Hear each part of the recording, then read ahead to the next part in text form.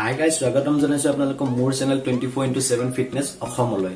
Guys যদি মোৰ ভিডিঅ'বোৰ আপোনালোকৰ ভাল লাগে, যদি মোৰ কন্টেন্টবোৰ আপোনালোকৰ ভাল লাগে তেনেহলে আপোনালোকে সাবস্ক্ৰাইব বাটনটো ক্লিক কৰি দিয়ক আৰু ইয়াৰ কাষত থকা বেল আইকনটো দবাই দিয়ক যাতে মই যেতিয়া নতুন ভিডিঅ' আপলোড কৰিম আপোনালোকে নটিফিকেশন পাই থাকিব। আহক আৰম্ভ কৰো আজিৰ ভিডিঅ'টো। গাইজ আমি দিনটোত কিমান গ্ৰাম চেনিৰ প্ৰয়োজন ইয়াৰ ওপৰত আজি আমি ডিসকাশন কৰিম।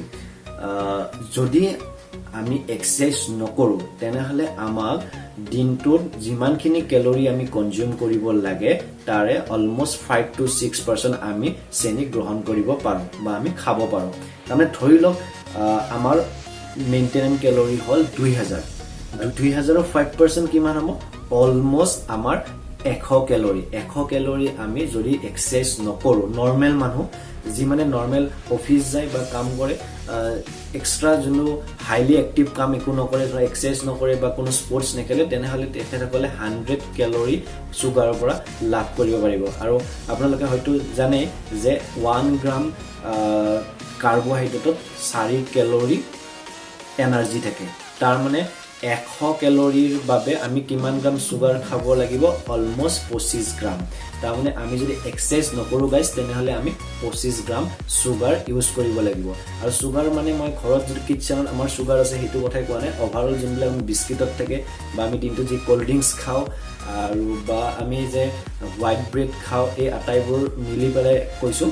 গতিকে আপোনালোকে এটা মেইনটেইন কৰিব 25 গ্ৰাম যদি আপোনালোকৰ মেইনটেইনস ক্যালোৰি 2000 হয় আৰু আপোনালোকৰ নিজৰ ওয়েটৰ ওপৰটো বনাই লব যে আপোনালোকক মই আগৰ ভিডিঅ'টোত কৈ দিছো যে কেনেকৈ আপোনালোকে নিজে নিজৰ ক্যালোৰি ইনটেকটো গুগলত যাই পেলাই সাৰ্চ কৰিব পাৰে।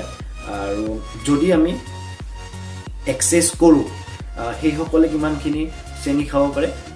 এক্সাৰসাইজ মানে মই অকল জিমত যোৱা কথা কোৱা নাই, যি হাইলি এক্টিভ হয় ধৰক কি দৌৰে বা বেলেগ গেম খেলে, ক্ৰিকেট খেলে, ফুটবল খেলে বা টেনিস খেলে সেই সকলে অলমোস্ট 7% পৰা 10% ভিতৰত সুগাৰ ইনটেক লব পাৰে।